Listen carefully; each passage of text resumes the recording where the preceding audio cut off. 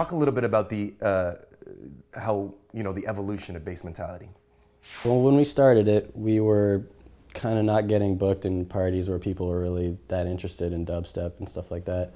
And we really just wanted a place to play whatever we wanted every week and hone our skills.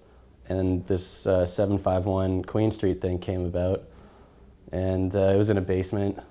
Called it Bass Mentality. We were teamed up with the Kilobits, and we just did that every other week. It turned into every week.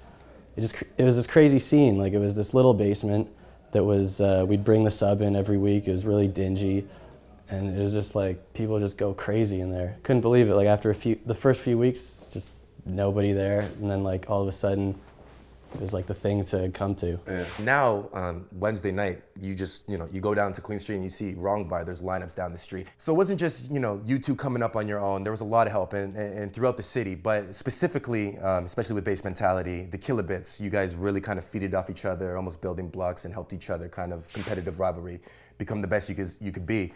Describe your relationship with Sam and Biz. When he moved out, Sam and Biz lived like right next door. It was funny, they met because like I think Sam heard him making a beat. He was like, do you make beats? I was just having a smoke outside and he came over, he's like, I heard some like kick drums and some snares coming out of there just like on repetition. He's like, do you make beats? I was like, yeah. What kind of luck is that? My next door neighbor works at Rabbit. It was actually, at the time, we hadn't even moved into the electronic thing yet. He was doing his like, they had this bridge group between when they were doing full out hip hop into the electronic stuff. They had a group called Soul for Hire, and we were still doing the MP thing, so it's cool. We both sort of created our groups like the Kilobits and Zeds Dead right around the same time, both kicked off around the same time. So we were both in the same position where we were like, we're not really getting booked for like the parties we want or at the prices we want. So let's just start a party ourselves and rock it and make it free or whatever, just place to build it up and hone our skills. It sounds like a marketing scheme, but really it's just two friends just messing around and then really kind of creating something out of nothing. Yeah, right? We had no expectations for it, you know what I mean? Like, we made it free, we're like, oh shit, I hope people show up. And then they did, We move on to like right now, and Mad Decent comes and knocks on your door and says, hey, we're loving your stuff. That would blow a lot of people's minds. Talk about, Diplo reaching out to you guys and just being part of one of the biggest labels. We sent tunes to Diplo. Zach actually gave him a CD the first time that we saw him in Toronto. There was like a bunch of girls huddling around him, and he like just kind of broke through, and he's like, hey, we're from Zeds Dead, here's a CD, and he was like, okay, cool, whatever. Actually ended up listening to the CD and started playing a few of our tunes, and we found out that was like huge for us, obviously.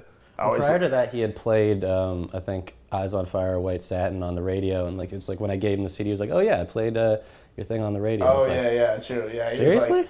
He came back and he was like, I gave Diplo a CD, and he said that he had already played White Satin on the radio, and that was one of those like moments. I was like, shit. That was like that next kind of Scream playing our shit BBC moment. It was like that. I've been listening to Diplo forever, so we just kept sending him tunes, and he was like, the next batch of tunes he sent, he was like, these are great. Let's do an EP with these two.